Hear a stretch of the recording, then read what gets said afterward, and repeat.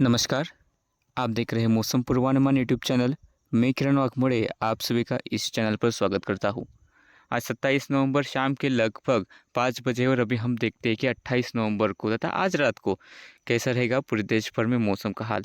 तो सबसे पहले ये सिस्टम जो आपको दिख रहा है यहाँ पर डीप डिप्रेशन श्रीलंका के काफ़ी नज़दीक है और इसके कारण चेन्नई से लेकर दक्षिण जो तमिलनाडु के जो तटीय इलाके नागापट्टिनम रामेश्वरम तक यहाँ पर हवाओं की रफ्तार बढ़ी है, बादलवाही बढ़ी है और रुक-रुक कर यहाँ पर बारिश की गतिविधियाँ भी जारी है। इसके विपरीत देश के अधिकांश इलाकों में बाकी उत्तरी दिशा से शुष्क हवाएं चल रही है, तो तापमान में गिरावट यहाँ पर अधिकांश स्थानों पर देखने को मिल रही है। लेकिन एक साइक्लोनिक सर्कुलेशन बांग्लादेश के ऊपर है और उसी साइक्लोनिक सर्कुलेशन के प्रभाव से सिक्किम के आसपास बादलवाही तथा हल्की-फुल्की बारिश की बौछारें देखने को मिल रही है। तो इन्हीं सिस्टम के कारण अगर हम देखें कल सुबह 8:30 बजे से लेकर आज सुबह 8:30 बजे तक सिक्किम में हल्की बारिश हुई और जो सिस्टम का प्रभाव है डीप डिप्रेशन का प्रभाव है इसके कारण तमिलनाडु के तटीय इलाकों में कराईकल से लेकर रामेश्वरम के आसपास के इलाकों तक मूसलाधार बारिश की बौछारें देखने को मिली।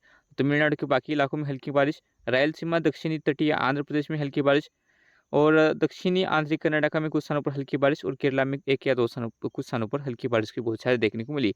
बाकी देश में मौसम साफ और शुष्क है। और यदि हम देखें कि यह सिस्टम बनेगा आज रात को चक्रवाती तूफान, तो यह तूफान थोड़ा बहुत अभी भी दूर है हमारे देश से कल तक। फिर यह 29 तारीख को तमिलनाडु की तरफ बढ़ेगा। तो 29 तारीख से चेन्नई के आसपास के इलाकों में 29 और 30 तारीख को काफ़ी भयंकर बारिश की बौछारें देखने को मिलेगी।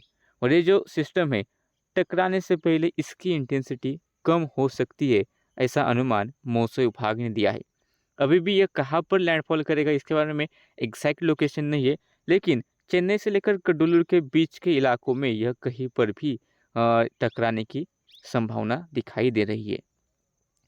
यदि हम तमिलनाडु के लिए कल की अगर हम वार्निंग देखें 28 तारीख का अगर हम पूर्वानुमान देखें तो 28 तारीख को मौसम विभाग ने चेंगलपट्टू, कांचीपुरम, विलुपुरम, पुदुचेरी, कडुलौर इन ज़िलों में भारी से लेकर अत्यधिक भारी बारिश यानी कि 115 से लेकर 204 मिलीमीटर तक यहाँ पर बारिश होगी ऐसा ऑरेंज अलर्ट दिया है, तो यहाँ पर खास सावधानी बरतें। इसके अलावा तिरुवल्लुर, चेन्नई, रानीपेट, तिरुवन्नमलाई, इसके अलावा कलाईकुरुची, पेरम्बलूर, अरियल्लूर, तंजावर, पुदुकोट्टाई, तिरुवन्नूर, नागापट्टिनम, कराईकल और मयिलादुतुराई ये जो डिस्ट्रिक्ट्स है यहाँ पर भी कुछ स्थानों पर मूसलाधार बारिश यानी कि 65 से लेकर 115 मिलीमीटर के बीच बारिश हो सकती है, ऐसा येलो अलर्ट दिया है। बाकी के तमिलनाडु के डिस्ट्रिक्ट्स में हल्की मध्यम बारिश की बौछारें हमें देखने को मिल सकती है। यहाँ पर अगर देश का पूर्वानुमान देखें तो आप देख सकते हैं तमिलनाडु के तटीय इलाकों में बारिश का दौर जारी है। बाकी तमिलनाडु में हल्की बारिश होगी कल और दक्षिणी आंतरिक कर्नाटक में मैसूर बेंगलुरु के कुछ स्थानों पर हल्की फुल्की बारिश की बौछारें हो सकती है। केरला में एक या दो स्थानों पर हल्की बारिश होगी।